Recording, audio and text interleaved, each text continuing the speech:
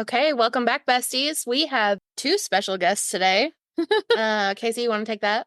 Yeah, so I'm wondering who would be the most nervous, and I'm going to go out on a limb and say it is our very own Savannah. You'd be correct. You would be absolutely correct. Yeah, we just literally prompted her and said, "Hey, Savannah, you want to do a podcast?" And she's like, "No, absolutely not."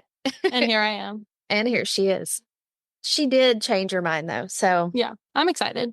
So we have Savannah, and then we also have a very special guest, Noelle, out of California, who does a lot of things. And I could probably tell you a lot of the things that she does, but I'm just going to let her do it. So, Noelle, do you want to give the listeners a little bit of background about you? Yeah, so I'm a licensed marriage and family therapist and a sex therapist and a PhD student in human sexuality out of the Bay Area.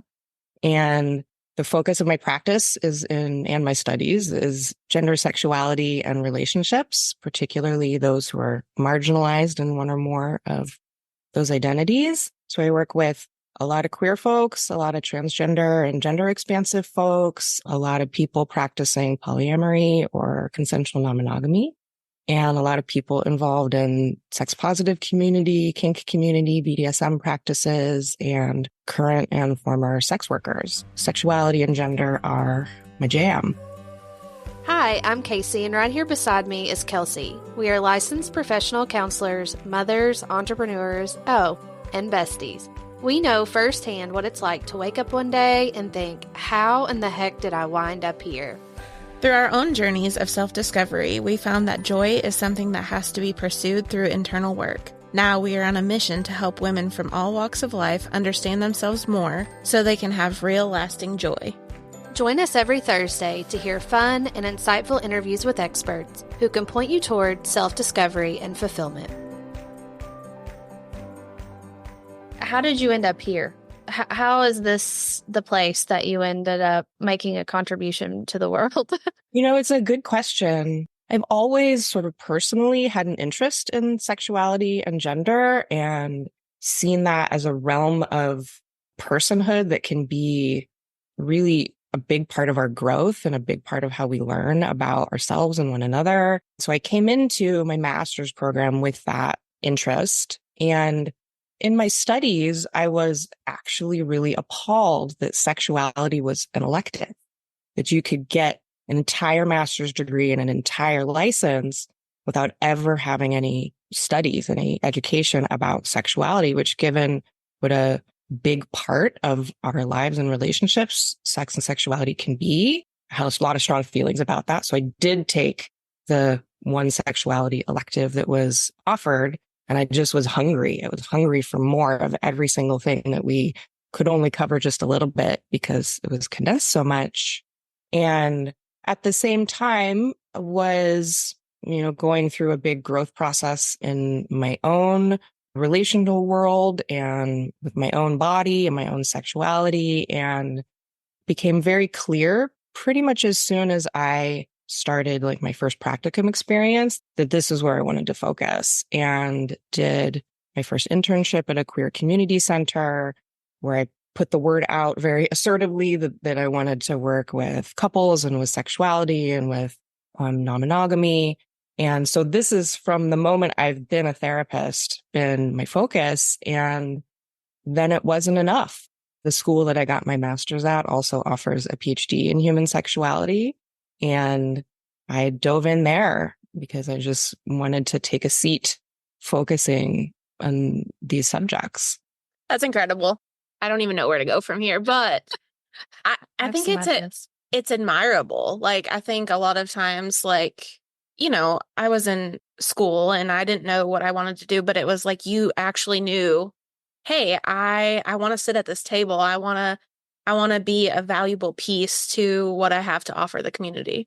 As you were talking, I'm thinking about Savannah over here, who's almost 2 decades younger than me. And it's just a totally different dynamic. When I was growing up, sex was a dirty word. Like, you couldn't even talk about that. That was not okay. I don't know if it was just the time period. I think you'll still find that now. Like Yeah, with parents and culture. grandparents, you're going to have a filter. Okay. But I feel like the younger generations, it's a lot easier and more normalized to talk about it. But again, I think it depends on what group of people you're talking to. Yeah, sometimes I wonder, kind of like in our region, if what you experience out and about with people your own age is a little bit more openness to have those conversations. And I do think it is, for sure. At least in my experience, like through college and some of the friends that I've developed from high school, like I can have those open conversations, but then there's still like that group of people that were raised in the southern rural environment that it's not appropriate to talk about things that are completely normal. It's still like that. Yeah. And I do think that there are some pretty big regional differences.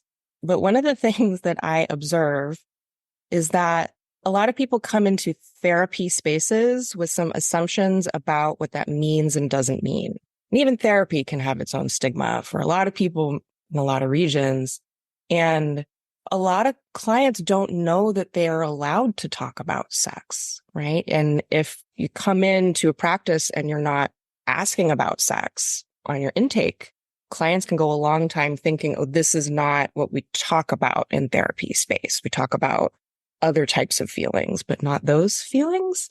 So one of the things that has become like just a part of my practice, and I recommend for other practices, is to just insert one little polite question in your intake process as this like flag, like, do you have any concerns about your sexuality? Right? Are there any topics related to sexuality or gender that are why you're here? Because it's this permission of, oh, that's allowed here. Oh, I didn't realize that's allowed here. I think that's a really good idea. And when I went to therapy 3 years ago, I was going through a divorce and I started dating her, and it was just really weird for me. Like, I had a therapist that I was going to who was helping me with just a lot of like internal family systems type things and just making all of these connections about, I just had a lot of questions, like, why is this happening? And anyway, so I felt like really comfortable with that therapist in that way. But for whatever reason, I didn't really feel comfortable going down the Kasey path with this therapist. And so I actually got another therapist too. I worked with 2 different therapists, and my questions were like, what does this mean? Like, what, because there was a lot of weird things going on, which felt really abnormal to me. Maybe not so much like that someone your age or in your circles would feel, but it prompted a lot of questions for me. Like, how do I do this? And how does this look? And who is supposed to be in the, like, all of these things about roles and expectations and communication. And so I had to have like 2 whole therapists just for those questions. And I felt silly, but I think that that's actually something that people struggle with. Oh, yeah. A lot of people struggle with it. And I think a lot of queer people struggle. People who are exploring or expanding their notion of their gender, or their partner is exploring and expanding their notion of their gender. So many questions about like, what is this? How do I practically do relating with you, sex with you? Like, how does this change the roles that we might be in? There's so many people that have lots of concerns. Yeah. Yeah. And I think it also sparks just a lot of, well, gosh, I had so many issues. With this whole thing. But one of the first questions I asked Kasey, and there was a group of people there. This is how naive I was. You remember? No. In Gatlinburg, when we were at that place and there was all those people there. Oh, yeah. And you were like, okay, I'm going to preface this. Palm to forehead. Kasey has grown. But she said, in a very nice way, she's like, how do 2 females have sex? I had no clue. I read that in your book, I'm pretty sure. No clue. I mean, I could kind of figure it out, but like, you can infer. I was coming from a place where I'd only dated men. What 2 females typically do in a sexual interaction is not even really something that I had done with the men that I was with. And so, like, the whole thing to me, I was just like, well, what else is there? Like, I just appreciate the the openness. Like, I would rather have somebody come to me knowing that it's, I'm not judging you. It's a safe place to question things or wonder than, I don't know, maybe I feel like this responsibility of like, or maybe it's a scarcity thing related to other people, how other people might handle that versus myself, where I'm like, yeah, okay. I feel like I'm the same way too. I feel like TMI does not exist in my world. Like, No. people can say anything to me and I'm unfazed. We used to say the word sex in front of Kasey and her whole face would turn red, but we've normalized it. Yeah, it doesn't bother me anymore. Like, I feel like I'm a totally different person in the last 3 years. None of that phases me. But for me, and I'm wondering, like, with people that you work with, I would imagine there has to be a ton of shame and guilt attached to their concerns that they're coming to therapy with. If it's people who are coming with questions about sexuality and gender and, because there has to be something, maybe they had influences growing up or something that made them feel bad for feeling the way they feel or something. For me, it was like working through that. And once I kind of worked through that piece of it, so much of the other stuff just kind of fell away. I just didn't really care. I think that there's such a wide range of places in their life that clients come to therapy with me anyway. Certainly people who are newly negotiating a part of their identity or newly opening up to some part of themselves that might surprise them, they might not have been ready for. That can come with a lot of like internal resistance, a lot of shame, I see that in people that are newly coming out in one way or another, but also sometimes people who have come out regarding their sexuality earlier in their life and then come out regarding their gender a little later in their life. It's like, I already did this once.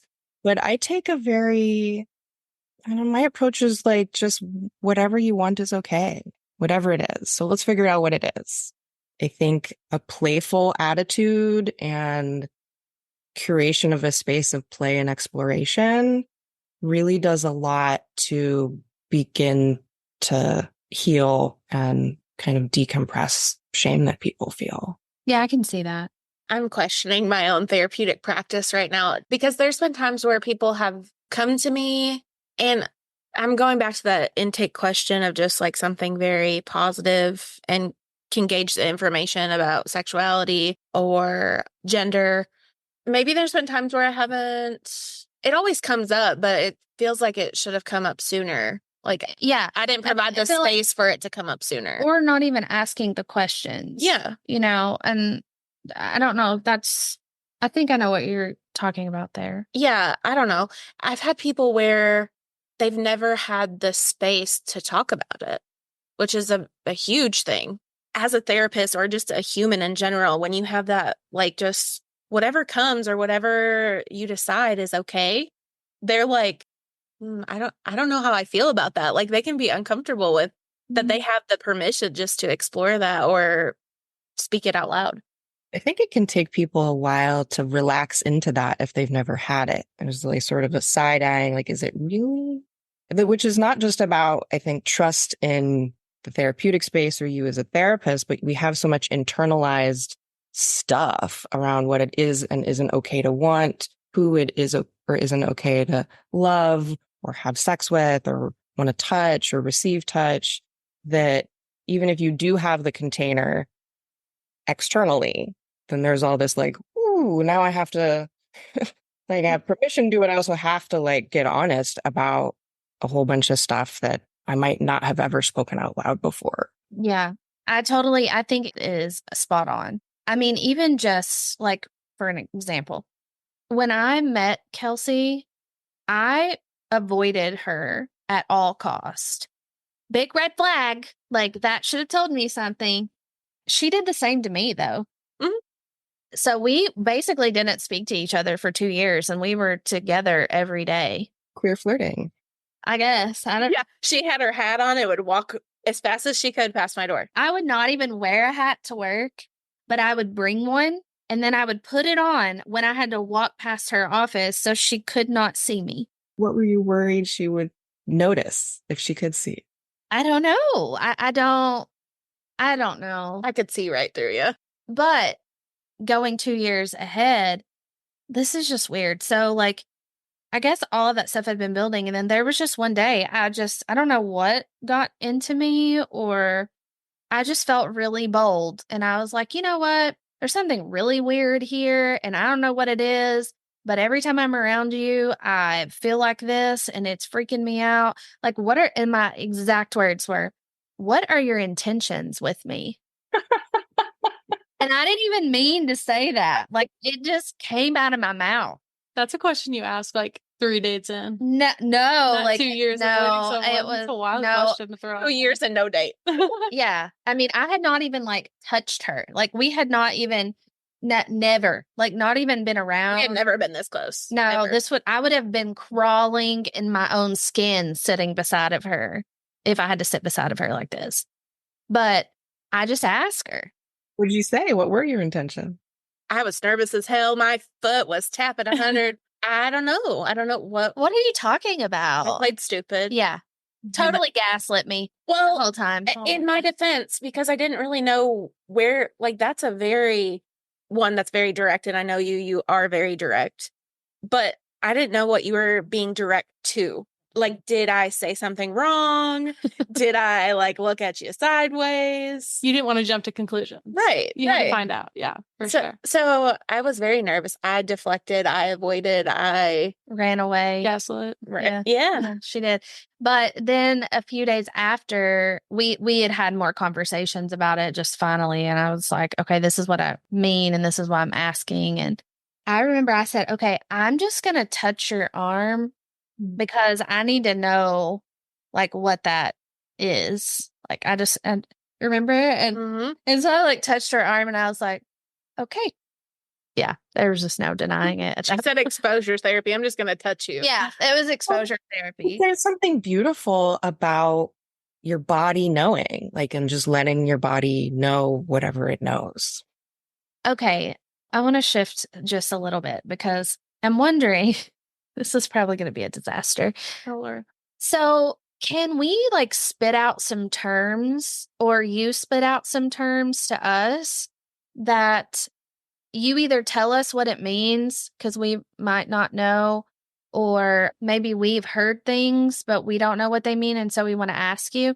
There's no stupid questions. There's no silly questions. And better that you ask me here than ask a client or have a client say a word and then panic because you don't know what it means. I just use the young lingo and I throw it out in the office and then no one knows what it means. We just stare at her like, what? Well, and also because I know that, you know, for a little bit now, you've been answering our clients' calls, and you wouldn't think in this little small town that most people wouldn't think that people are calling and reaching out for some form of therapy regarding gender, or, you know, but you're getting those calls. We do, for sure. We do get a lot of them. And I will say they do tend to be a little bit more prominent in like Louisville, where I feel like there's a lot more places in Louisville that are supportive and vocal about like the queer community, LGBTQ plus, like having, you know, different pride events and things like that. But yeah, we definitely get a lot of people calling in about that. Yeah. So we want to make sure that we're being inclusive. And, for sure. Okay. So do you all have any words that are important? Like that maybe clients use in therapy, or that you get, or that you've just heard of? Well, I don't remember all the words I said, but whenever I met with our group of therapists to talk to them about you and the services that you're going to be doing for our company, many of them just kind of stared at me. So when someone says, I'm a part of the BDSM community, tell us what that means.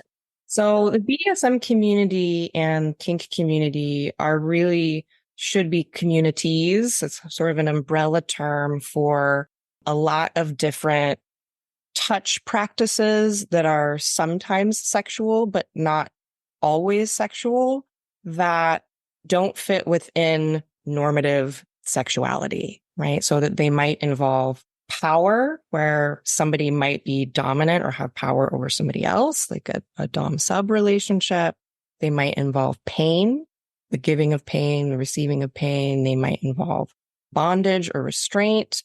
For some people, various types of role playing, either kind of only in a play or a sexual container. And for some people, more like a role that they live in outside of that container. That can involve role-playing animals, role-playing a particular age or an age dynamic or age gap with somebody else. And all these things can overlap. It's the communities of people that are often exploring edges around touch and around sexuality in a whole bunch of different ways. And for some people, that can be more in the context of like private relationships that they have. And for some people, kink and BDSM are much more like a community that they are a part of. When you say sexual container, can you tell us a little bit more about that? Like, I love that. I don't know. I just like the verbiage of it. It sounds professional. That's what I'm going with. I think it's open to interpretation in a lot of ways. Yeah. I mean, I think that can mean a lot of different things. I think it means some specific things in the context of kink and BDSM, because if you're going to be playing sexually or with touch with somebody where you're going to kind of break the rules of normal, sort of everyday out in the world touch rules, or you might be having sex in some ways that use different or edgier scripts than your sort of mainstream sexual scripts, it's really important to negotiate like what the rules are. What are you wanting to do? What do you feel edgy about doing? What are you completely off limits? And like, when do those rules start and when do they end? So setting a container is that kind of involved in a consent process of like, well, what are we doing and not doing? And when does it start and when does it end? It might be a ritual around starting. That might be any ways people can open a container and know that, okay, so for within this time period that we have set, the rules are different than outside. And then when we step out of the container, they go back to whatever our ways of engaging outside of that are. So sometimes container can be like a space that, you set up your bedroom as like a sexual container, and you might, light it in a certain way or put music on. That's a way of thinking about a container that doesn't have to have anything to do with BDSM, but it's like a way of anticipating that something different is going to happen. Yeah. I think of container when I think of like trauma work, and how a container can be kind of whatever you decide it needs to be. And it's kind of along the same lines but it provides, I want to say, safety in a way. Like, that sounds a lot like what she's saying. Yeah. Yeah. I just don't. Yeah. Safety, maybe. Mm-hmm. That's the word I'm going with. I think it's a good analogy to draw. I think there's a lot of overlap between how you might think about setting a container for trauma work or even for just therapy work, and how you might set a container for sexual play or for kink. You have any words? Specific words like from my generation? Or maybe even that you don't know if it would be offensive to someone or, clients or whatever. I don't know if it's specific words. I think it's more like the way that we are raised in like a social media sort of situation. I think a lot of times there's confusion between like I think fetish has such a negative connotation to it. And especially with some of the role playing and things like that. And I wonder how, like, is kink and fetish like the same thing? No. I think that people will have different relationships with the word fetish. It has been used in the past, like it's been in the DSM, as a term that pathologizes certain sexuality. So some people don't like it. It is still used by some people. It's more like a subset of the larger kink or BDSM umbrella, where a fetish might be a particular object or set of objects that like has some sort of sensual or sexual meaning for somebody, or a set of practices that might be sort of required for them in order to feel sexual. I will only ask one, and I've already asked you this, but whenever you were talking to us when you were in Kentucky, I believe the term you used was consensual non-monogamy. Mm-hmm. And I was just like, oh, never heard that before. So can you just explain that? Yeah, sure. So consensual non-monogamy is the practice of having more than one sexual or romantic relationship at the same time, with the knowledge and consent of all parties involved. So other words that are kind of float around related to this are ethical non-monogamy, or ENM. I prefer CNM for reasons that I can explain if you're interested. Polyamory is a type of consensual non-monogamy. Open relationships is a type of consensual non-monogamy. Swinging is a type of consensual non-monogamy. So, listen, I'm like a swinger magnet. Swingers just approach me. I don't know. I didn't really even know some of the little code things that you're supposed to know about, like upside pineapple. Yeah. Or like winking. I don't know if that's even real. It's just something that happens to me, and I don't know if I'm doing something that is attracting swingers or what it is. Like, is there something I don't know? Like a secret? That doesn't sound like it's about you. So like it's just a opportunity. Like I'm just there and you just give an aura, maybe. We've been in situations, I will validate Kasey on this. We have been in situations where there are people who are very direct towards Kasey. Yes. Maybe that is because I'm just very direct. Maybe that's, I don't know, maybe they feel like they could just be very direct too. And also, I haven't practiced therapy in a long time, but when I was in private practice back in like 2010 or so, the majority of my caseload were people engaging in polyamory. I guess I don't know how that all came to me, but that just kind of became the population that I ended up working with. You'd be surprised how many people around here. All just swiping on Tinder. Yeah. It's couples. It's couples that are like, Really? we're looking for a third. And I'm like, I mean, I not see that very often. And now it'll be every couple swipes, you'll find a couple looking for someone to join. Really? It's very surprising around here. Yeah.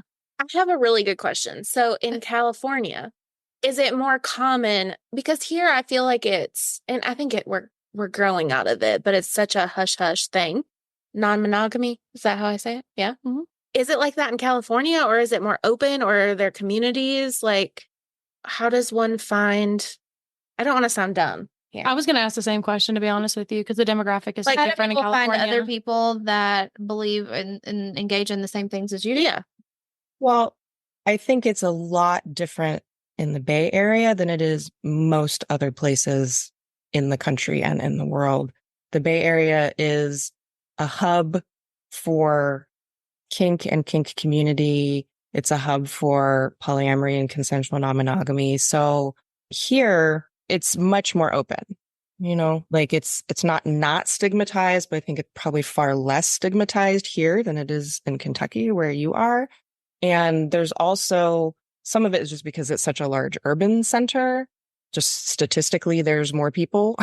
Yeah. Here, so there's more consensually non-monogamous people. So there's really sweet, like a lot of different types of discussion groups about open relationships, or support group at the local queer community center about polyamory, or so it's much more normalized here.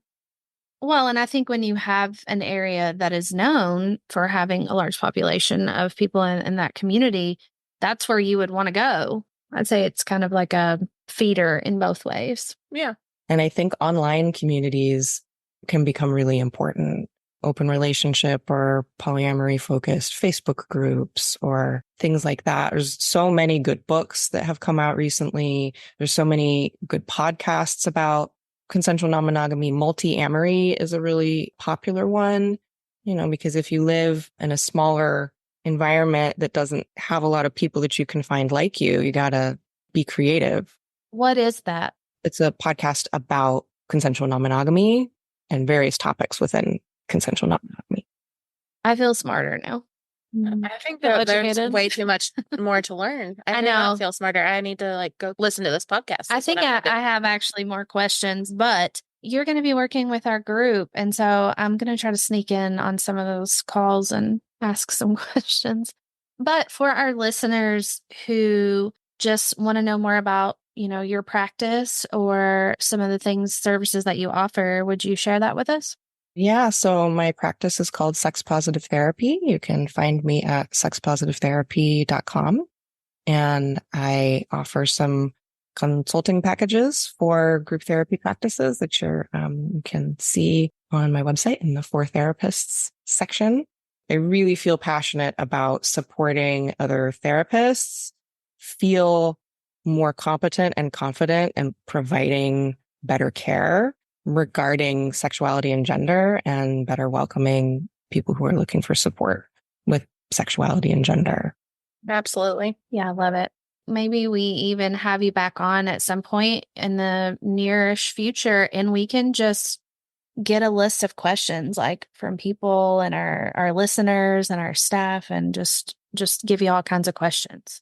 I would love that. I love being asked questions. Okay, Kelsey, you want to wrap us up? All right. Thank you guys so much. And we will be back next week. Later, besties. Later. If you're enjoying our podcast and would like to hear more from us, leave us a review wherever you get your podcasts so we can keep making great content. Talk to you later, besties.